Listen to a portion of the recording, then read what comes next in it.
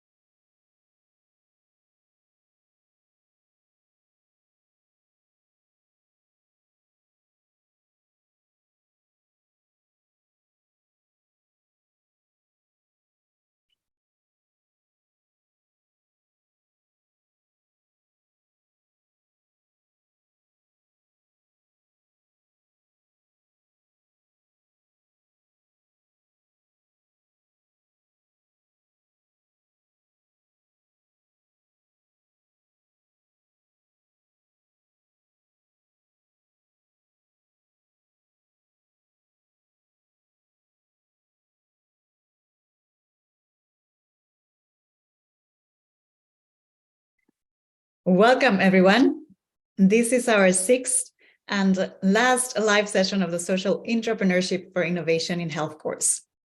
Thank you so much to all the participants who have been actively engaged in the discussion forums and submitting your assignments. It has been a great cohort, and the entire team is very satisfied with how things are going along the way. This is our last week, and we're getting close to the end of the course. But we will love if you can use this week to review the course material and to practice your entrepreneurial skills and mindsets. The course will officially end tomorrow. However, you will have until June 30th to complete the 6 modules and earn at least 100 points to receive your certificate. And today I have with me our guest expert, Edison Nunez, to share with us his experience and insights about co-creation and social entrepreneurship for innovations in health.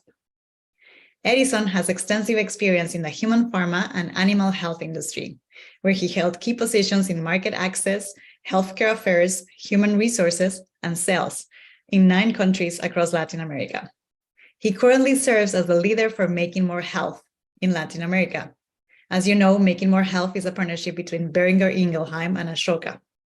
He is a passionate advocate for social entrepreneurship within the company, using his business expertise to support social entrepreneurs and projects that improve the quality of life and access to health for vulnerable communities. Welcome, Edison. It's a pleasure to have you here today with us. Hi, Natalie. Hi, everyone. It's nice to be here with you in this opportunity. Great. Edison, can you share with us your professional background and how did you get involved with the Making More Health initiative? Sure. So I am Edison Nunez. As Natalie mentioned, I am a Boehringer Ingelheim employee. Right now, I work in the market access area as hospitality consultant, but also I am the lead of Making More Health for the Europe of America since 5 years ago. Everything that we do in Making More Health, or my role in specific, is on top of what I do in my daily job. So it takes like a lot of commitment, a lot of passion to also be in charge of this program without not taking care of my daily responsibilities. As Natalie mentioned, I entered the company 7 years ago.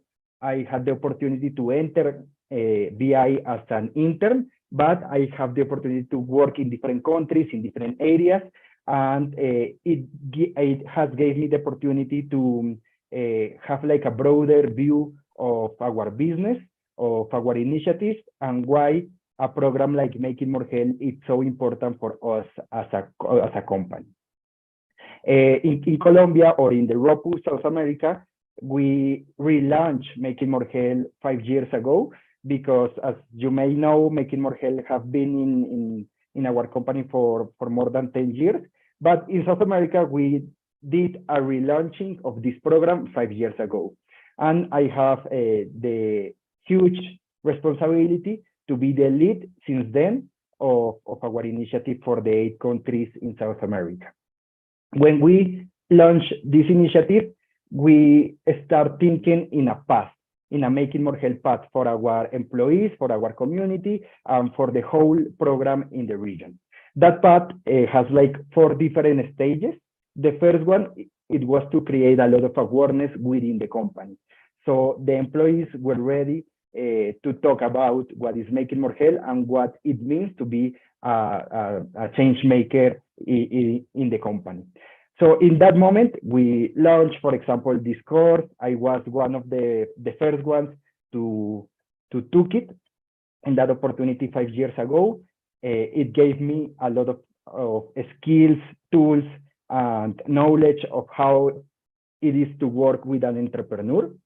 And after that awareness phase, we start thinking how we can move to a second phase of engaging with an entrepreneur. How it's to co-create a project, how is to talk with them, how is to work hand by hand with them, because they have like a different mindset of working. Sometimes we as a corporate, with a corporate perspective, had some other kind of needs, other kind of times, and to work with a social entrepreneur, it's very challenging, but very like enrichful for us. Right. So in that moment, we start looking for a right partner with a right Ashoka fellow to work with. And in that moment, in 2020, before the COVID pandemic, we found FEDAR. FEDAR is an NGO in Colombia, and the social entrepreneur name is Ricardo Cobo. And they work in Popayán. Popayán is a small city in Colombia, like in the southern of the country, that it has a lot of problems. It has like lack of healthcare access, a lot of poverty. They didn't have like good child support and less with disabilities. And also they have like these violence problems that we have in our country. So it's a very difficult city. And we think that it might be the right city for us to start with FEDAR, because they have like a right approach of what they want to do in a changing environment.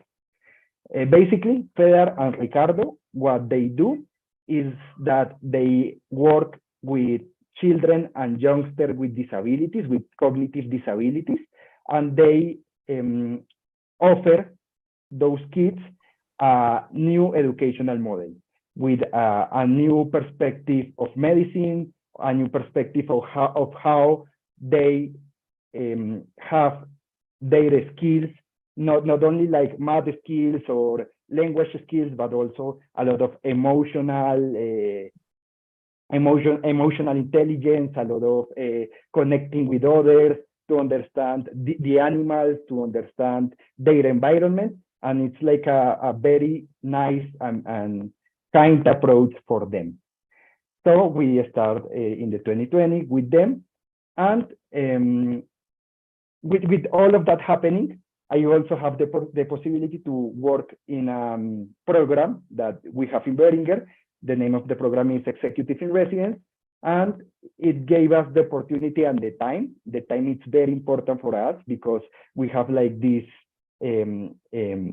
spaces with our corporate colleagues to talk with them of how we are managing our projects, in this case, in my case, with FEDAR, and the opportunity to live with FEDAR for a couple of weeks, like in an immersion.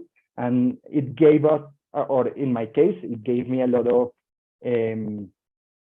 perspective, a lot of understanding of what they do, and a lot of, I can build trust with Ricardo and with the people that works in FEDAR. So it has been a great ride since then. Also, we are not only working with FEDAR, we are working with another entrepreneurs, one in Argentina, another one here in Colombia. We are looking for entrepreneurs in Chile, in Venezuela, because we want to create a bigger ecosystem for making more health in the Europe of America, and to be a leader in this initiative within our company in the world. Wonderful, Edison. It sounds really interesting. And I would love to hear a little bit more about the project that you were doing with FEDAR, just like maybe like a brief summary. And I know that later you have a video that would also show us a little bit more visual aspects of it. But if you can just briefly mention, what was the collaboration? What was the CoCreation Initiative? Yeah, sure. In that moment, since then, we have we have been launching like 8 different projects, but the first ones that we launched in the 2020 were 4 projects. One with nursing mothers that are the base of the economy of the family. The other one with poultry and with the cows in the farm feder. You are going to see in the video that we call it the granja feder, but it's a nice approach of how the kids work with the animals and how they interact.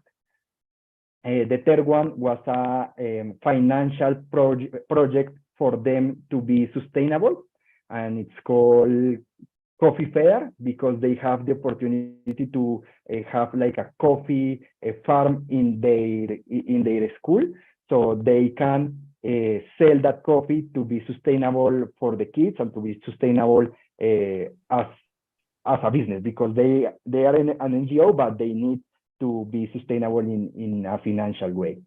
And the fourth one, it was more like a media and communication project, because we want to look up for new fellows, for new not only Ashoka fellows that will enter to FEDER and collaborate, but also with corporate fellows, with government, how we can create awareness of what we are doing with FEDER and secure more budget and secure more engagement with our project. Yeah, that sounds wonderful. So the projects were one more nutrition oriented, the other one was about animal health, right? Yep. There was financial sustainability through the coffee project. Yep. And then the fourth one was, communication and social media. Social media at the website. Perfect. Great. So if you want to share with us the video that you have, I think this is a great moment. Sure. So we record this video in my executive in residence immersion that I did last year. And it was a great opportunity to show our company, to show our region, what we are doing in FEDER. So I'm going to share my screen with sound, obviously. So I'm going to play it.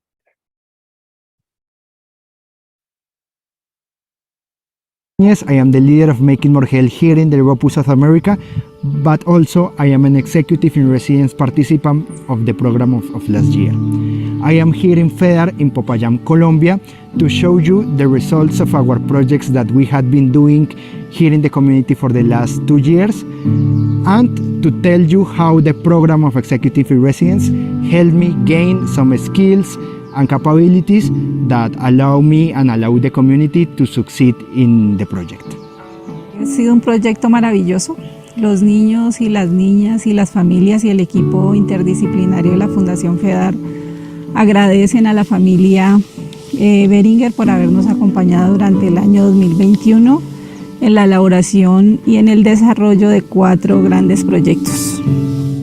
El proyecto Nutriendo con Amor impactó más de 150 personas en la comunidad, porque fuimos a todas las familias a comentarles sobre prácticas y hábitos saludables de alimentación y cómo podemos prevenir enfermedades no transmisibles a través de una buena alimentación balanceada, y que también privilegia los saberes y los quehaceres populares de las personas aquí en Popayán.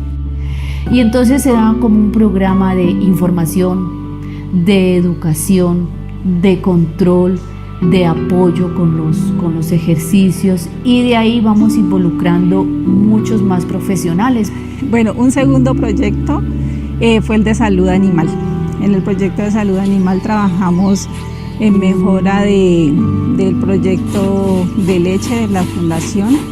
En este proyecto recibimos también asistencia técnica virtual y recibimos asistencia técnica en campo. De aquí pudimos mejorar las pasturas, pudimos mejorar la salud de los animales, fue todo un éxito. Mejoramos la producción de leche, pasamos de producir 100 litros a 200 litros que estamos produciendo hoy. Dentro de ese mismo proyecto trabajamos los animales de compañía, y de aquí sacamos una cartilla de manos y patas. Esa cartilla también es muy bonita, es una cartilla que tiene un cuaderno de trabajo y tiene un cuaderno guía tanto para padres como para maestros, cómo llegar a los niños, cómo hacer que ellos apropien el cuidado de las mascotas en casa. Y recibimos además un apoyo adicional que fue 500 gallinas ponedoras, maravillosas gallinas que nos han permitido que los niños y las niñas puedan tener huevos saludables. Esos huevos son consumidos a través del restaurante nuestro y de aquí nos queda un excedente el cual lo hemos podido comercializar y nos permite la autosostenibilidad del proyecto.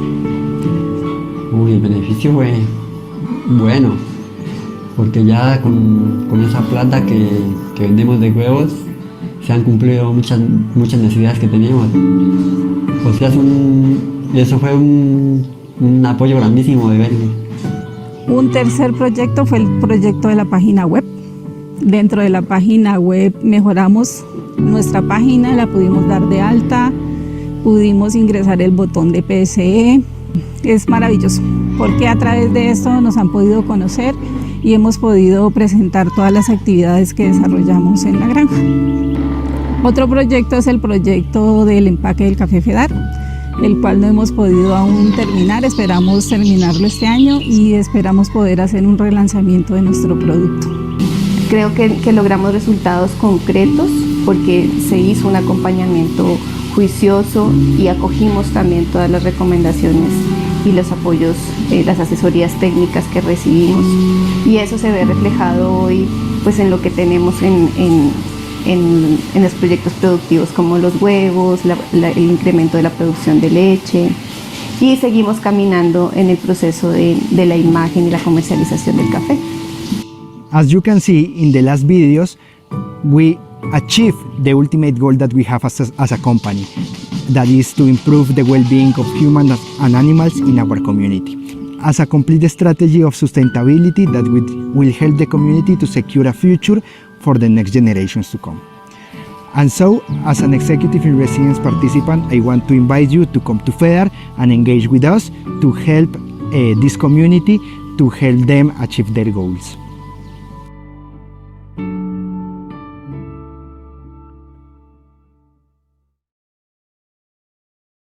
Thank you so much, Edison. It was a great video to be able to see the context and the work that you've been doing for the past few years. Thank you. Yeah, it really was a nice video to share, not only within the company, but with our stakeholders and in the FEDAR media, because that video secured, for example, new alliances within other companies. For example, we launched an alliance with Ecopetrol. It's a big company here in Colombia, I think the biggest one, thanks to that kind of media that we record in the Executive in Residence program, as I mentioned. Perfect. Edison, I would love to, I think it's a wonderful project that you've been working with, and I'm just curious about why is BI investing in entrepreneurial employees? What are the benefits that you are seeing both for the company and for the individual employees? I think that to invest in entrepreneurial employees is like one of the safest bets that a company should do, because when you have employees who have an entrepreneurial mindset and who also want to use that mindset to help their community, I think they have the right persons in the company. They have people that work with passion, that work with commitment, that are interested in others. And those kind of employees, it's usual that they promote a great culture within the company. Because as Beringer, for example, we have a vision to create value through innovation. To have people that have those skills are the people that are the right ones to create then more value to the company and to meet unsatisfied needs that our customers and our patients have. So I believe it's one of the safest bets any company can make. And also the possibility to create networks with entrepreneurs, because Sometimes when we work in a big company, we think that we have all the answers, that we have all the people with a great college background, with a lot of knowledge, with a lot of experience. But those entrepreneurs that have the talent, the ideas, have another vision, have another perspective of doing business, of doing social work, and to create employees who can work hand by hand with them will secure a great future for any company. Yeah, sounds really like what is needed for the future. Like cultures of businesses that really want to have an impact and also work with their communities. Wonderful. So I would like to go a little bit deeper in these co-creation experiences that you were just sharing with us. Can you tell us a little bit more about why are partnerships necessary for systemic change, and how can we build stronger and more impactful partnerships? Sure. As I mentioned before, one of the things is to change our mindset within the company of the magic pill of we have everything that we need and we don't need to build bonds or work with others. Sometimes to satisfy the unmet needs of our patients, of our animals, of our clients, we need to start thinking outside the box of what we are doing and what is usual to do in our in our system. Because sometimes we copy or we create, but it's sometimes more of the same. So if we want to create a systemic change, in this case, in healthcare or with a more sustainable way of doing business, we need to find people who are eager to collaborate. So this kind of programs within a company is the right decision. Second, we need to create to have a financial muscle that a company as BI or any other has to help another one to get through their project. And third one, to have those moments and that will create like the magic. Because if we have those three components, the financial support, the people to collaborate, and the moments to co-create or collaborate with another one, it will be like a booster to support the systemic change through the time, because we don't want to make like one project, collaborate for 3-4 months, and then bye fair, bye fellow, I don't want to see you anymore. No, we want to create a bigger impact for a long of years through different governments, through different companies, and to have the opportunity to have a meaningful impact in the community. And that is what Making More Health it's about. What we are doing with our communities and how our employees are getting engaged with those projects in the community. And how can we create a stronger and impactful partnership? I believe that sometimes we need to make like a break.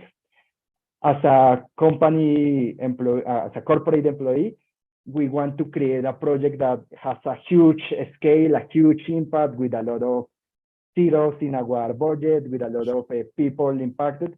But I think that to create that stronger relationship, we need to start by taking a break, by understanding the entrepreneur needs.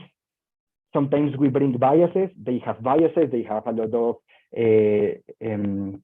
talks about what it means to be a corporate. We have also our way of doing business, so we have to look up for our biases and to create and build trust. When we start doing those three things, I think we can secure any last-longing relationship with an entrepreneur. Right.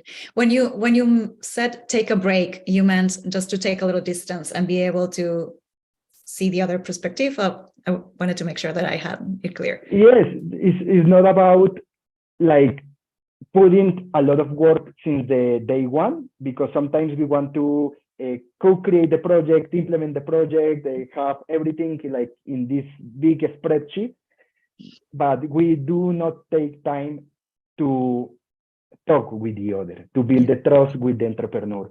So when I mentioned to take a break, it's like to, before we do all the job, we need to understand the other and understand our biases, how they are working within us, and how we can take down those barriers before starting the projects. Perfect. Yes, totally. Like take the time to get to know each other and overcome those biases. Actually, during this last module, we have been studying a lot of like language biases. So, yeah, perfect. And it's the basis for building trust, basically. Yep. Yeah. Totally agree with you. And I have another question that is similar to a question from Cleopatra and Maxi from the audience, which is related to the main challenges that you have faced and how did you overcome them?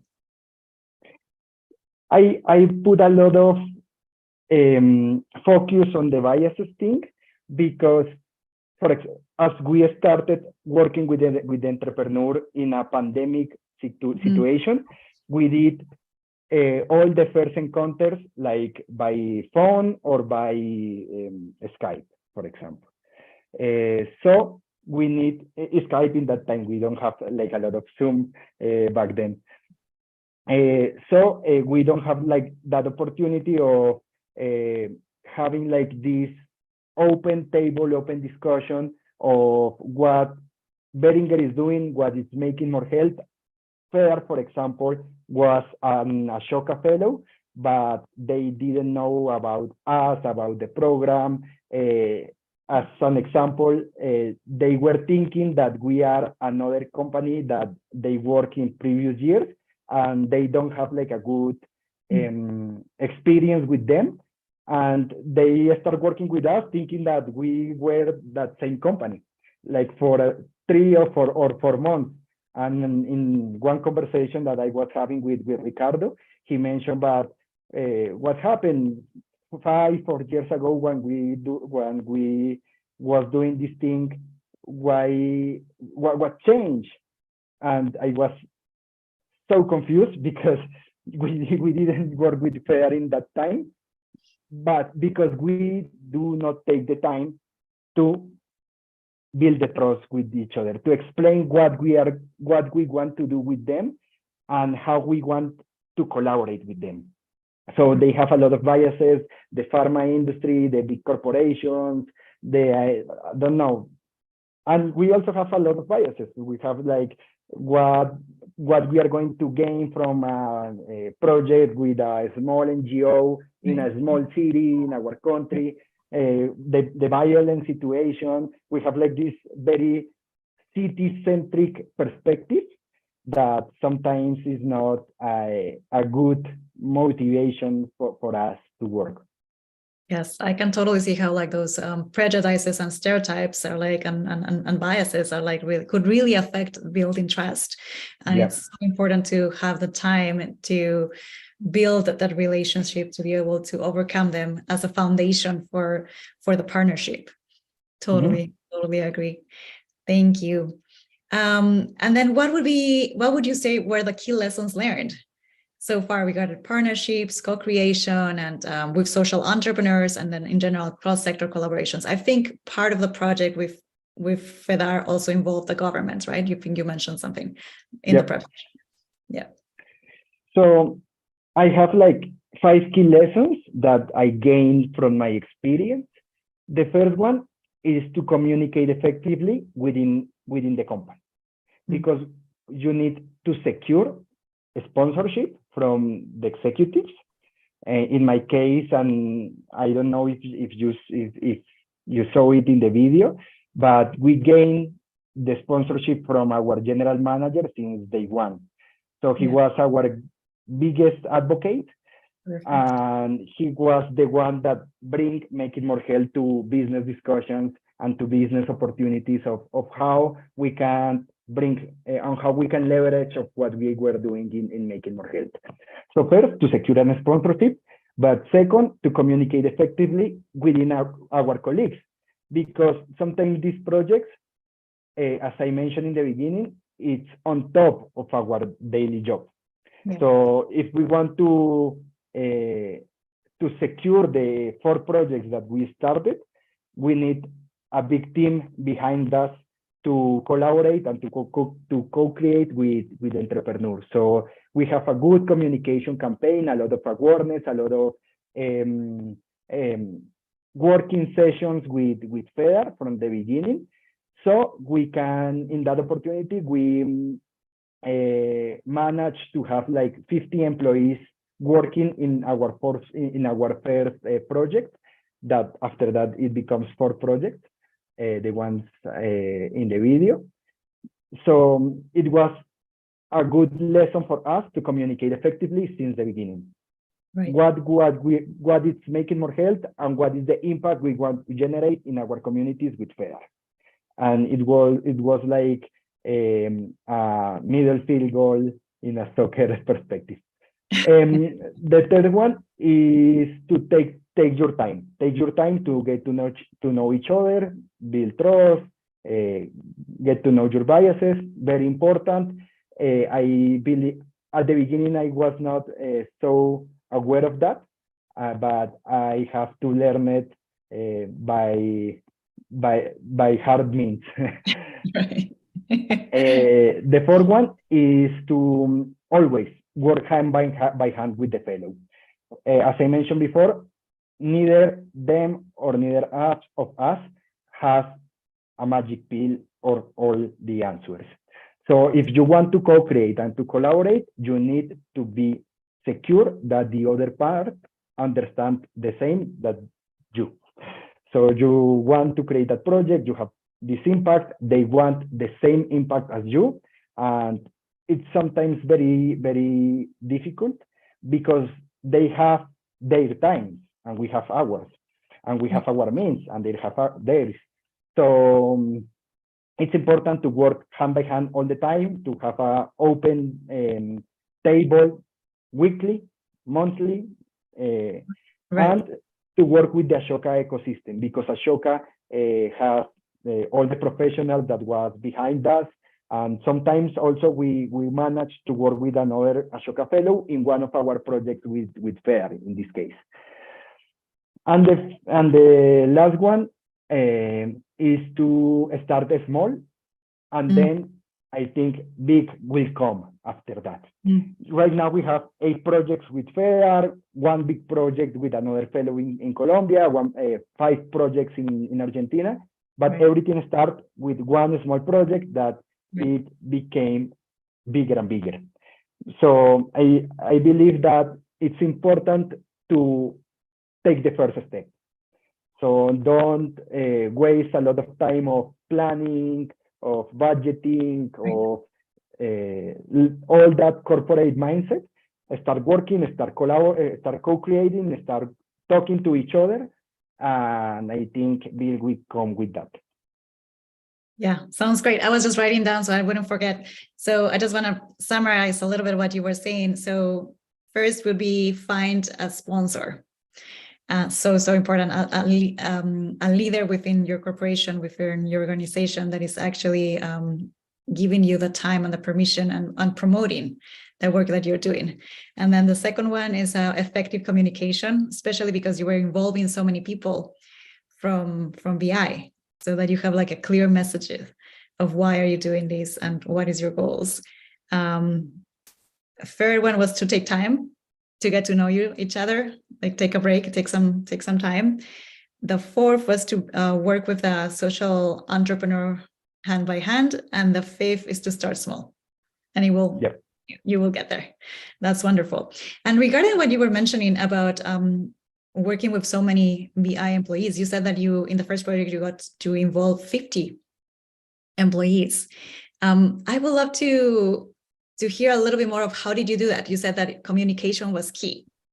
Were there any other things that were important? And I have a question also regarding that from a member of the audience that I will ask you afterwards. Okay, yeah. In the first project, we have 50 employees engaged at our first call, but since then we have 118 Wow. and 118 since then. It's like a 60% of our payroll, so it's a huge Wow. commitment that we have in Colombia. I think that the two main criteria that I mentioned earlier of getting the right sponsor and to communicate effectively were like the key factors to secure that engagement. Because when you have your general manager making the first presentation, telling all the company what we want to do, and then have like a communication plan in the company, you can secure that the people will engage easily. Also, I don't have the time to lead 50 employees, so we look for like a work stream leads in the 4 projects to people that want to lead as a personal development plan to lead others, but they don't have the opportunity in their current jobs. So it was a very good work we did with the human resources team in Colombia, because it was also a good exposure program for the new leads of the work stream and the people working with them, because it was like a very interdisciplinary team, because we have people from the animal health business, people from medical, people from the sales, human pharma areas, and from the group functions that we have here in Beringer that are finance, communications, IT. We have a lot of people from different backgrounds with a lot of knowledge. For example, I didn't realize that we have a lot of people that know so much about coffee, because I think that all of our employees have a financial background, a business background, but it was very surprising that to find that we have 8-10 people that want to work in coffee, that knows a lot about coffee, about a good grain, a good package, I don't know. So it's surprising. It needs to be very open to the whole company, not to cherry pick the people, but to have like an open call, so you can be very surprised at the end of the people that want to collaborate. Wonderful. And there's a question from the audience related to that from Tandy Catlolo. How do you keep your colleagues, the employees, motivated? I believe that from the day one, we were very clear about the time that they need to spend with our projects, and we look up for people that have a lot of passion to work with the entrepreneurs, because it's hard to have another project on top of what you are doing in your daily basis. So you need to look for the people that are eager to create a change, to collaborate. This type of courses help us to identify them, because I remember in that day I mailed Isabella that I want to have a list of the people that participate, that have participated in this course, because it will be so much helpful for us to identify the people that want and that have this key interest of helping others. But also I think that the other one is to help the people to look to have like a good look of their impact in the community. Sometimes in our job, I don't know, if you work in accounting, you have a big spreadsheet all day, or in medical, and you don't have the opportunity to work with a patient or look for a stakeholder or have that moment with an animal. So the opportunity of Making More Health is to connect with the people you are helping in your daily job. So that kind of collaboration help the people to have a size of their impact, and they continue motivated with those kind of moments. Yeah, sounds super clear. Basically, like you were connecting them to the final beneficiary, to the final customer in a way. And like just seeing the results, I would imagine is like what would keep them super motivated and engaged to keep going. Besides the passion that they would come with, and like the eagerness, and also the skills that they have already developed through taking courses like this one, and so on. Yeah, that makes total sense. I have a question regarding the Making More Health initiative. It is about creating a healthier world for individuals, animals, and their communities. But what does Making More Health mean to you personally? I think that Making More Health is a life-changing opportunity for me, because I was able to repurpose myself the way I was doing business. I think that it changed like the why. Sometimes we don't have a clear why we are doing this, and making more the possibility to connect with people in your community that have a lot of needs, unmet needs, and that we can help them directly. Because, for example, with FAIR, right now, with our project, we are supporting 36 kids in their educational model. 36 kids is a lot, because they have 100 kids, 70 like are sponsored by the government, but the other 36 are thanks to us, to BI and to Making More Health, and not by giving them money and secure and have that kind of sponsorship, but by the projects that we made together, that they continue working on, and they secure that those kids have a better life with the educational model that FAIR has. And so I think it was a life-changing opportunity. I can work with, I am from the human pharma area, but I have the opportunity to learn about cows, about poultry, about coffee, to work with people in a city that I never have been, like Popayán. So I think it changed my way of understanding what it means value and how we create value for our patients and animals. Great. So you're mentioning also like all these learnings that you have gained from getting involved with the Making More Health initiative. Are there any other skills or capabilities that you think that you have developed as a result of your engagement? I think that to work in a totally different environment, because working with an entrepreneur, it's so much different than our daily business. Because as I mentioned, they have their ways of doing their things, their times. Sometimes you need to be very resilient because you think and your team thinks that we have the project, a beautiful result of our project. It worked well. It has all the criteria that we were looking for. But when we are going to present that final result to the entrepreneur, they didn't like it, because it didn't show what FAIR is. It's not like the soul of FAIR. It's more like a corporate soul. So it takes me a lot of time to understand what is a soul of a company. But I think that to be resilient and to communicate with your entrepreneur,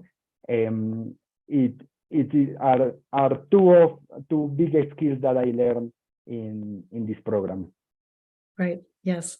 Resilience, good communication skills you were mentioning, it was so important. Yep. And I guess in a way it's like a change of mindset. What you were saying, it's just like really being able to see things from a completely different perspective. and understanding the soul of the organization. I really like that. Yeah, because coming from a corporation is more about like the numbers, right? It could be impact too, but it's like the number. Yeah. More than actually like the emotional and soulful engagement. Wonderful. So time is passing by really fast. So we just have a few more questions that I would like to ask you. And I think you know that we have close to 300 participants in the course. And I would love to hear your advice to our learners who are working in the broader field of healthcare and eager to create positive change. Okay, so I have like 4 advices. The first one is to network in your country or in your within your company.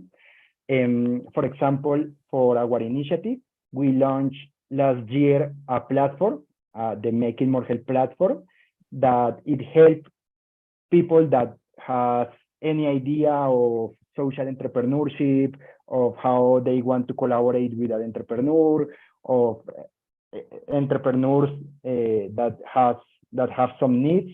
And these platforms work very well to connect people that want to collaborate. So, and it was a possibility that the company and the network that we have been doing within Behringer help us to achieve. So the first one is network a lot, secure the sponsorship, and communicate effectively in your network. The second advice is put a lot of work in building trust. I think that have empathy, to be in the other shoes, will bring down the barriers that sometimes will appear.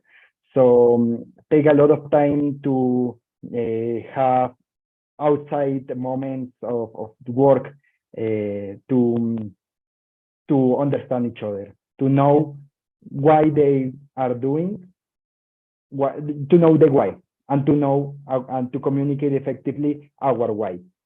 We want to do that. The third one is the mindset.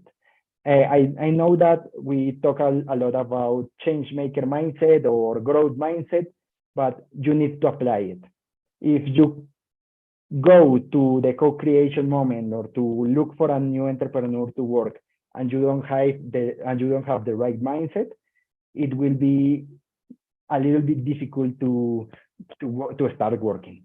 Because I think that sometimes the main barriers are our mindset, our corporate mindsets. So be ready to change that. Be ready to be open to what the entrepreneur is going to tell you. And the last one, but not least, is to be resilient and very constant with the idea and with the project. I think that if you manage to co-create a project, to collaborate, and to work with an entrepreneur in that project, you need to have some faith on that.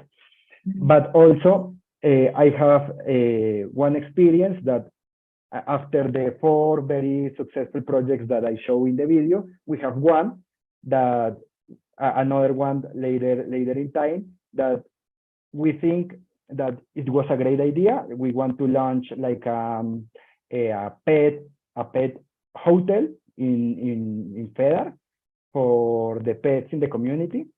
But it was a terrible idea. We did all the business modeling. We did all the financial budgeting. We spent a lot of time on that idea. And at the end, we agreed that the best idea was to cancel that project and to look for another one. So you need to have some faith, but you need to also work with a lot of brain and not do a thing just to do it. They need to change the life of the people in your community. They need to have an impact and not only to secure like a business idea, because we want to collaborate with the pets. We want to have some kind of pet project, but it was not a good idea. So we canceled it, and I think it was the best way of do it also. Right. So it wasn't aligned with FEDER's mission and with better soul. Yeah, better soul. that's right. Makes total sense. Yeah. Thank you so much for all this advice. It's really great to hear all your experience based on these projects, and I would love to hear also your advice for the VI employees. Actually, there's several participants who are asking what should they do if they want to get more engaged with making more health programs. Okay, so as I mentioned before, we have the MMH platform. It is the right site to look up for ideas, for opportunities to collaborate. Also, I know that we have all these programs of development, like executive in residence, like making more health insights. So get to know them, talk to your leader or your HRBP, how you can participate in those kind of programs. And also, as I mentioned in my first advice, network. Look up for a good sponsor within your executive committee. Sometimes those kind of sponsorships bring a lot of success in your ideas. And I know that our leadership are eager to have a social impact in the countries. So it's important to maintain a communication with them and to bring new ideas. I am also very available to collaborate, to talk. You can add me on LinkedIn or in our internal network. So it will be easy for us to collaborate. Wonderful. Thank you so much, Edison. I would also like to mention that Berger Ingelheim has an annual convention in October, and everyone is invited to participate, not just VI employees, but like anybody who's interested in participating in the Making More Health convention. And we will be sending more information soon, but you can actually find it on the website, which is www.makingmorehealth.com. And then my last question before we end, Edison, is what keeps you motivated to do the work that you do? I think that it's the direct impact that we are creating in our community. Last month, I was doing this summary presentation for our executive committee of our last year results of Making More Health, and to realize that we have 36 kids in the FAIR program, that those kids, if they are not with FAIR, they are in their houses looking to the ceiling or doing I don't know what, and are kids that have mental disabilities, cognitive disabilities, so they are not easy kids for their parents to have alone in a house or in a countryside in Colombia. So 36 kids that are able to be in an educational model that are focused, that it's focused on them. I believe that it's like the right motivation to have, because at least one kid that we secure thanks to our project, it's a life-changing situation for that kid. But to have 36 kids in just 4 years, it's amazing, and we want to have all of the 100 kids of FEDAR supported by our program. So that is like our goal at the end, and I think that is what keeps me motivated to still working with a fellow like that. Wonderful. And I imagine that you also have had the chance to meet them in person, which makes like the big difference. It's like not just the number of 36, you actually know each one of those kids. So yeah, totally.